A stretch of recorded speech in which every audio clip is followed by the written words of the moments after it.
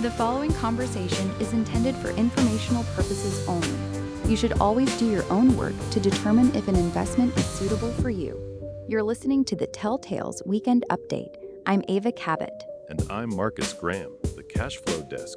Quick note, the show is produced entirely with AI tools, and both voices you're hearing are AI generated. Send feedback through the Substack. Enterprise AI went from story to price action this week. Microsoft committed $2.5 billion and 6,000 employees to a dedicated AI implementation unit and simultaneously flagged cuts to up to 5,000 more in legacy functions. Palantir won the U.S. Army's data backbone contract for its highest priority modernization program, and AWS quietly raised GPU instance prices 20% on July 1st, the first open on-record pricing signal that compute scarcity is structural, not cyclic. Meanwhile, two companies at opposite ends of the cash flow memo's valuation spectrum each delivered exactly what they promised, and the market's reaction told you what it's currently willing to pay for. On Wednesday, Hunt, Jason, and Mike worked through the cost of building the AI infrastructure itself. Data center builds now running $65 to $75 billion per gigawatt, memory running at 30 to 40% of the total build-out cost. This weekend, we pick up on the demand side. Who is deploying that infrastructure, at what scale, and what the cash flow math says about what the market believes will pay for it. On page 1 of the cash flow memo this week, Microsoft moved, not in the abstract direction of AI, but in the direction of paying for it organizationally. On July 2nd, Microsoft committed $2.5 billion and is deploying 6,000 employees into a new entity called Frontier Co., a dedicated AI implementation unit built specifically to take AI products from development into enterprise deployment. On July 1st, Microsoft also made Copilot Business a permanent SKU at $21 per user per month, the pricing structure that the deployment unit is built around. And on July 3rd, the company announced it is cutting up to 5,000 employees from sales, consulting, and Xbox. Microsoft is funding the AI deployment bet with the headcount from the pre-AI org. That is a choice. Marcus, the cash flow frame. Microsoft just put a price tag on the deployment layer, and it's the CapEx number that makes this interesting. The memo had Microsoft at about 38 times trailing free cash flow on roughly $76 billion of trailing FCF going into this. CapEx is running close to $100 billion, trailing 12. That's not a rounding error. That's a declared bet on infrastructure before the Copilot revenue compounding is visible in the numbers.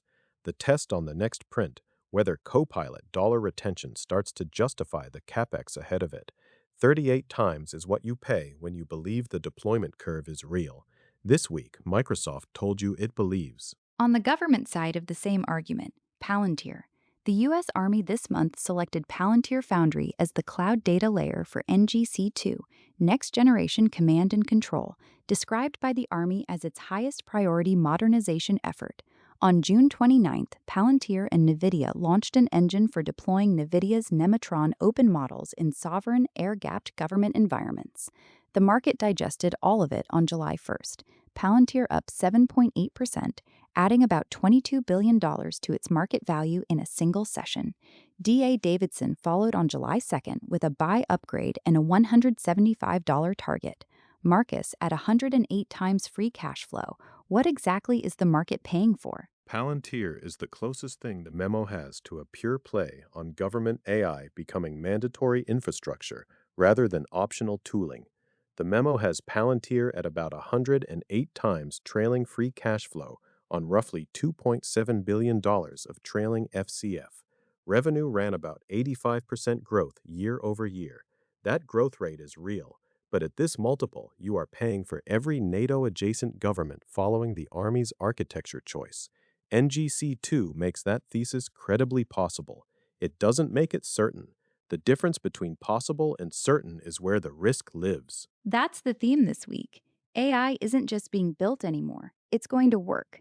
AWS pricing compute as a scarce resource, Microsoft organizing its headcount around deployment, Palantir wiring the Army's command layer into Foundry. The abstract investment argument just became a series of operating decisions with dollar amounts attached. The deep dive this week is a comparison. Two companies moved on the same week for completely different reasons, and they sit at opposite ends of what the market is currently willing to pay for. Tesla, also on page 1 of the memo this week, at just under 200 times trailing free cash flow. Comcast at 6.5 times trailing free cash flow. One company delivered a delivery beat, one delivered a restructuring announcement. The market applauded both, but the questions each answer are completely different. Tesla reported Q2 deliveries of 480,000 vehicles, up 25% year over year, and marking the company's first year over year delivery growth since 2023. That beat sell side consensus by 74,000 units, or about 18% above where even the most bullish estimates were sitting. Comcast on June 29th announced it would spin off NBC Universal and Sky into a new, separate publicly traded entity via a tax-free split expected to complete in approximately 1 year. Comcast is retaining a 19.9% stake in NBC Universal for up to a year before monetizing. Comcast shares surged 21% in pre-market on the announcement. Two very different proofs of value. Marcus, start with Tesla. Tesla just proved the car business still works. Going into the Q2 financial print, which lands July 22nd, the memo had Tesla at just under 200 times trailing free cash flow on about $7 billion of trailing FCF, up more than double from the prior 12 months.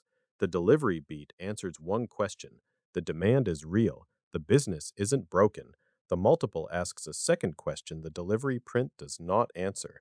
Whether the autonomy layer scales into a standalone revenue stream. Those are different theses. One was validated this week. The other is what you are paying 200 times cash flow to believe. 200 times. Take a moment with that number. On Comcast, the spinoff unlocks something the combined company had been hiding for years. The memo had Comcast at 6.5 times trailing free cash flow at about a 15% yield on roughly $25 billion of trailing FCF going into the announcement. The broadband and cable infrastructure stays at Comcast. That's the cash machine. The content spinco gets the narrative and the hype. How the debt distributes between the two entities during separation determines which stub actually screens cheaper at the stub level. That's the number to watch during the 12 months of separation. The swing factor is whether broadband subscribers hold through the streaming transition once the content discount is removed. Goldman Sachs cut their price target to 26 this week. The broadband company was always 6.5 times. The content assets were the noise that obscured it. That's the argument, and it's the cleanest sum of the parts unlock in the memo universe right now. A 15% free cash flow yield on a broadband business with over 60 million subscribers is a different conversation once you don't have to price it alongside Peacock. One name at nearly 200 times trailing free cash flow, one at 6.5. Both moved meaningfully on the same week. What the comparison says is something about where narrative premium lives right now versus where current cash generation prices. Tesla delivery beats don't price autonomy, they confirm the baseline. Comcast restructurings don't create cash, they reveal it. The market decided this week exactly how it wants to pay for each kind of proof. Rapid fire. 3 names, no deep analytical beat, just the week's signal. Walmart. Cleveland Research flagged slowing U.S. comparable store sales and raised questions about whether Walmart is lowering prices aggressively to clear excess inventory, raising doubts on near-term sales guidance and merchandise margins. The stock dropped 8.5% on the note. Then June non-farm payrolls came in significantly below economist projections on July 2nd, eased rate concerns, institutional buyers stepped in, and Walmart bounced 3%.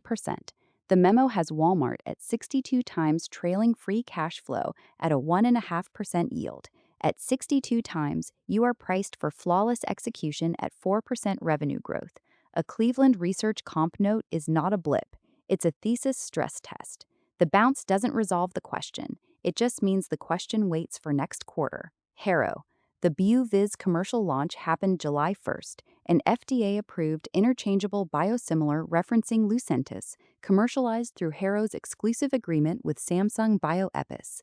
BuViz is Harrow's entry into the anti-VEGF market, which runs roughly $9 billion annually. Harrow's full-year revenue guidance is $350 to $365 million. The Bayou Viz ramp is load-bearing for that number. At 48 times trailing free cash flow on a smaller cap name, the launch velocity matters. The first signal on the ramp arrives with the Q2 print. Eli Lilly, the Medicare GLP-1 Bridge program launched July 1st, giving eligible Medicare Part D patients access to Phone Day O, that's orforglipron, and Zepbound at a $50 monthly copay. The same week, the FDA selected Lilly for its pre-check manufacturing fast lane pilot, with Lilly's active pharmaceutical ingredient plant in Indiana now in the program. Lilly's full-year revenue guide is $82 to $85 billion. The memo has it at 81 times trailing free cash flow. The access expansion thesis just got two pieces of infrastructure in 1 week. The ramp is what the multiple is betting on, and a House investigation into China clinical trials with a July 17th deadline is the counter-catalyst to watch. That's the show. Wall Street's consensus on Tesla, the delivery beat validates the autonomy thesis. It validates the car thesis, but those are different theses at very different prices. A delivery beat confirms the baseline business isn't broken. It doesn't price the autonomy layer. That's a separate bet, and it's still a bet. Earnings season opens this coming week. JP Morgan and Goldman Sachs both report Tuesday.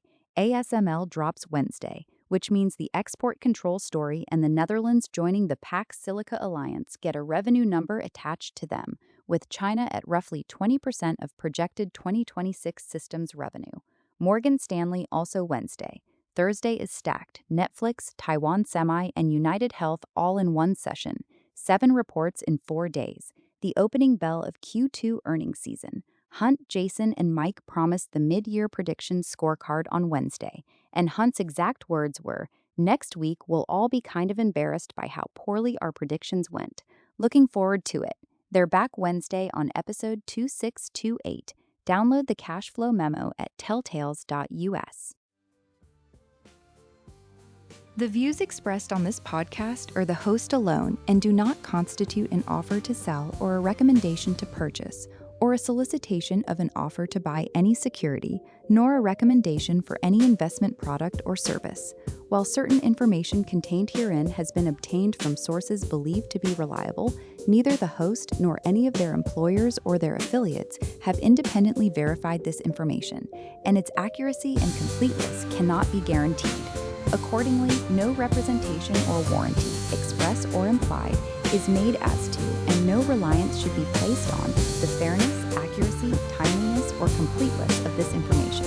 The host and all employers and their affiliated persons assume no liability for this information and no obligation to update the information or analysis contained herein in the future, and may or may not hold positions in the